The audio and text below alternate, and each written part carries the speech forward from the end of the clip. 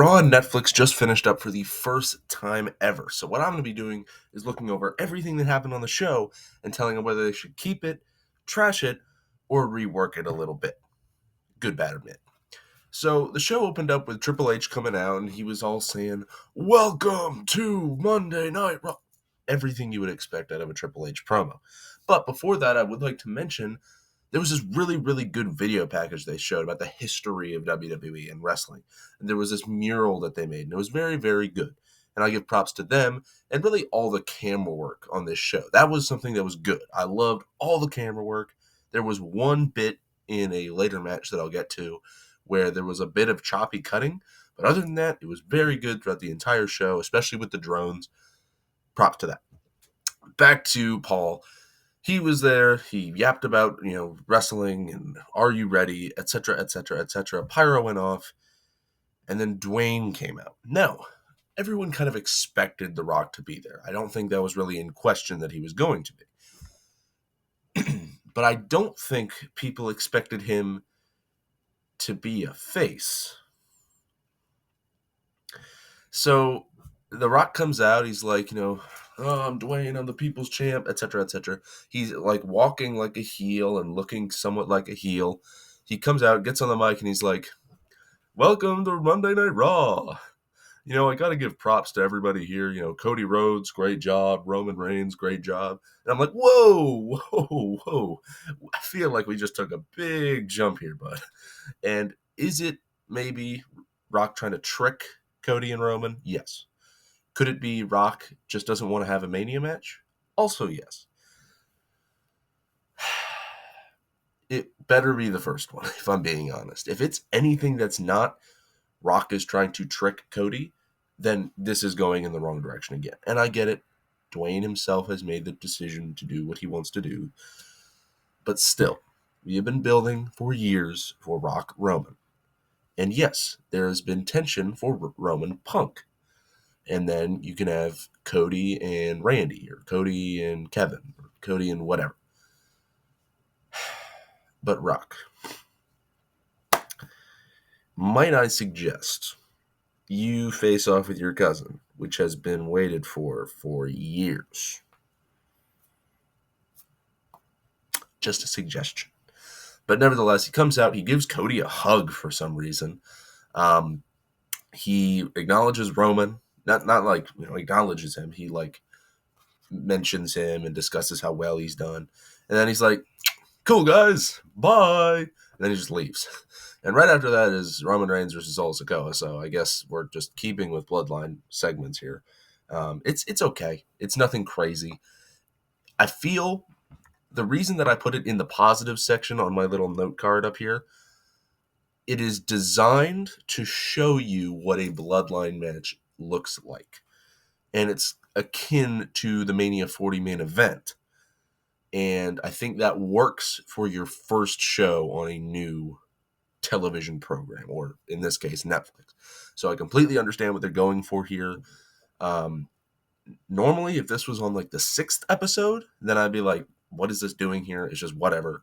But, they're trying to introduce it to people. Michael Cole throughout the show was trying to bring up everything so you would be caught up to pace if you weren't up to date or you're a new watcher. So that makes sense. I get what they're doing here. Roman wins, comes the undisputed, original, only tribal chief. Every single word under the sun that equals only, that starts with O. And then Rock comes out again. He needs his spotlight. And then he's like, "Okay, give me the Ulafala." And then Paul's like, "Okay, here you go." And then he just puts it on Roman and goes, "Nice job, man." And then he just stands in the corner and watches as Roman's celebrating. Literally. Roman's over here "Yeah, let's go. I'm the tribal chief now. Woohoo." Meanwhile, Rock is just standing in the corner.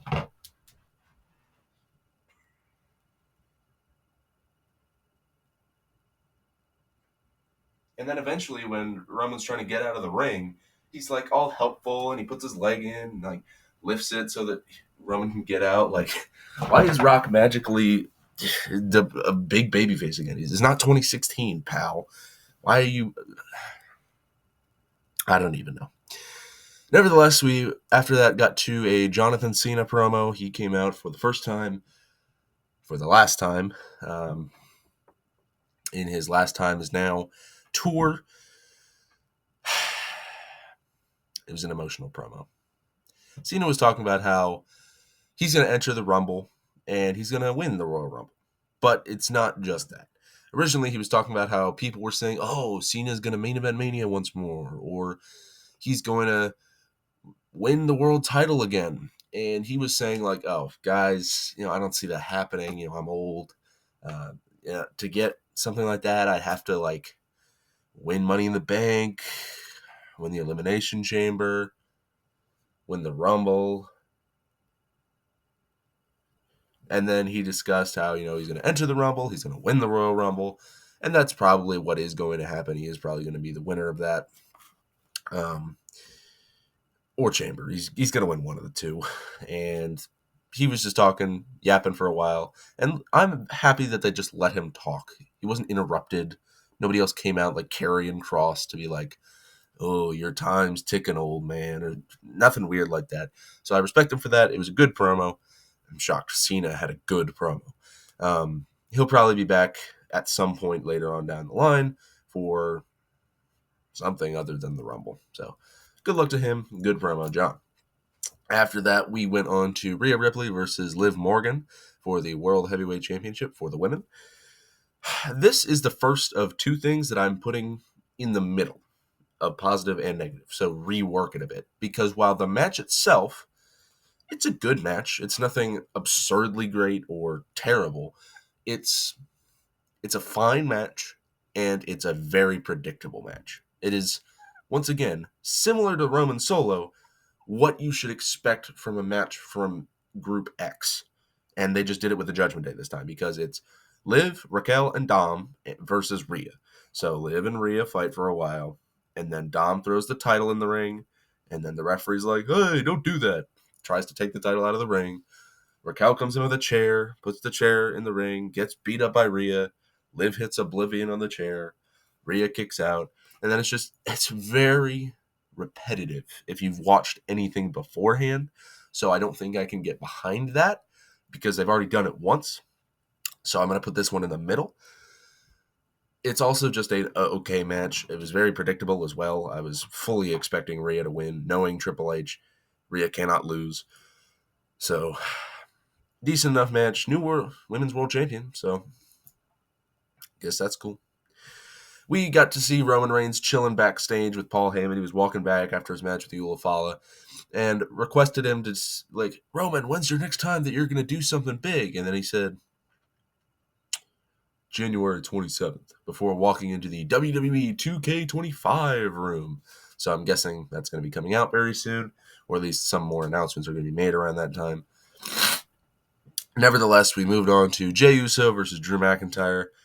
Someone, or I think it was Michael actually, who brought up that Jey has never beaten Drew. That changed. Jey ends up winning this match with a really cool reversal I don't think I've ever seen happen. Basically, I don't have either one of them here, but basically, Jey is down and he's like stumbling back to his feet. Drew's setting up for the Claymore. Goes for the Claymore. Jey drops down to his back. Drew lands and then gets rolled up like crucifix style for the 1-2-3. It's a very interesting reversal. I love how it was executed. But this match is also a bit of a, if you don't know who these people are, here's a match to show you who they are. And again, I understand. It's the first show, and you're trying to appeal to the new fans. But it is a little bit repetitive. I do say so myself. So I did put it in good because I really like the finish, and the match itself is good. I like Drew. I like Jey. Jey is predictively stereotypical, does all of his, that move that he does. He does his little step of insecurity. He does the super kick, everything. He does like 3 spears too. Like that is also a problem on the show. They keep spamming finishers, especially in the main event. Oh my gosh, I need to get to that. Nevertheless, Jey and Drew, good match. A little predictable and a bit repetitive, but otherwise, good enough. After that, we get probably the funniest segment of this show, and it's not because the segment itself is funny. Hulk Hogan decides to come out. Now, before the show, there were rumors that he was going to be there. They were like, "Oh, have you heard? Like Hulk Hogan's probably going to be there," and people were like, "Really, Hogan? Do we need him?" So people weren't sure how he was going to be reacted to. And eventually, Hulk Hogan comes out. He's with Jimmy Hart. He's like, "Well, let me tell you something, brother." And then the whole promo, other than like two specific lines that he says because they're like fan pandering, he gets booed out of the building. Like he has to hurry his promo. He leaves instantly the moment he's done. Like he's like, "Well, let me tell you something, brother." Boo! Boo! Why does my mic not work, brother? And it's like messing with his promo because he can't really. It's all coming down on him, and it's really, really funny. I understand why the crowd did it. I don't know if it was truly. Here's how I'm going to say this. Because it's the first episode, I do think that might automatically make people not like Hulk Hogan. And despite his social issues, I will say that you can't just straight up put that idea in someone's mind. You have to let them experience it for themselves first. And especially just as a wrestler, like there are a lot of people that we would say are good wrestlers that are not good people. For example, good wrestler, bad person. That one guy from TNA who said some like misogynistic things, but he's a really, really good wrestler. What's his name? Mike? No. I don't remember his name. That guy. But nevertheless, it's a bad segment anyways. It's just him promoting his beer. So he does all that, and then he leaves. We get to the main event, which is CM Punk versus Seth Rollins. This match is also, you can guess, suffering from the same problem of you don't know who these people are. We're going to let you know who these people are. But that's not the biggest problem with it. I put this also in the middle because while the match itself is good, and I will say, I had to like pause this match often because I was in the middle of something. So that might be affecting my ranking. It was very hard hitting. I loved that. It was occasionally technical, which is a little different. It was like more violent than what I would expect from WWE. It was more like a not AEW, but like a TNA level of violence. It was like in depth. It was focused on what it was trying to say. Like it was Punk was attacking Seth's neck throughout like the whole match, and then Seth was just trying to fight back. And even though he hit way more moves on Punk, because of Punk attacking his neck, it caused him and Punk to be like equal on their little health bars. That's what I liked. What I didn't like was it went a little too short. I don't think it was long enough. They both seemed to take a lot of damage from like every strike. Like every hit would do like 10 damage on their health meter. And as you should know, there's only 100 damage on there. So they should be at like negative 7,000 by the time this match is over. Nevertheless, the biggest issue with this match, they used the GTS so much. And I get it. It's Punk's move, and that's cool. But the two men combined used the GTS 6 times in this match. Punk used it twice at the end. Both men used it twice at the beginning. And then I'm pretty sure Seth hit it twice in the middle. Like, that's too much. That you are telling me that CM Punk was hit by 3 GTSs and won. Are we burying finishers any less in this match? Because notice the word that I used to describe what the GTSs. Here. This isn't exactly Jeopardy, but here. Styles Clash. Helluva Kick.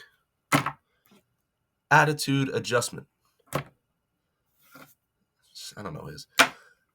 What do all of those have in common? What are they called for each of these guys? Finishers. They're supposed to finish the match. or at least get it close. Now, I understand, like, oh, here goes Sammy. Oh, haluva kick. And then 1, 2, kick out. Like a kick out at 1, or like 1 kick out for a finisher. It's like, wow, he kicked out of a finisher. That's impressive. But 3 times? And then CM Punk hits Seth Rollins with a stomp a little earlier on in the match. Seth hits Punk with a pedigree on a table. And the table is also really, like, sturdy is how I'm going to put it. Like, it's much more complex than a normal announcer's table. It has, like, this giant thing by the sides of it. Nevertheless, I'm talking too much about the table. So they hit each other with a lot of finishers. And I think they could have done more with, like, weapons. And while the match was not a, like, no DQ match, they could have done stuff with the steps, which they didn't really use. They could have done stuff with, like, the official getting knocked down, then they used some weapons. They could have done some, like, turnbuckle stuff, anything like that. The post. They didn't really do any of that. They used the table, and that was about it. They used the table, they used a lot of finishers, and they couldn't really get any original things peppered throughout the match. It just felt very repetitive. And that's probably my biggest issue with it. It's still an okay match. I think that just kind of put it down for me. If they had maybe used some more variety, I would have enjoyed it more. I know a lot of people from the reading I've done enjoy this match a lot. So I'm not saying it's a bad match. I'm just saying it could have been better for me personally. And then one other thing, that's the end of the show. Basically, they just, oh, CM Punk with the victory, woohoo! And then Seth's all beat up, and then executive producer, Paul Beck, Lee Vitting, whatever. One other thing that is not necessarily like one specific thing, sorry for that, like the show as a whole, there were not enough matches on the show. Like, if I look at the card on Cage Match, there are 4 matches on the show, which is not very high, and there's a combined roughly a little under an hour on the show as a whole. Roman and Solo went over a little over 20. Rhea and Jay both went over a little over 10, and Punk and Rollins went around 19. So there was a little too few wrestling. And I understand it's the first episode, you can work out your kinks, I get that, but I'm watching wrestling for the wrestling.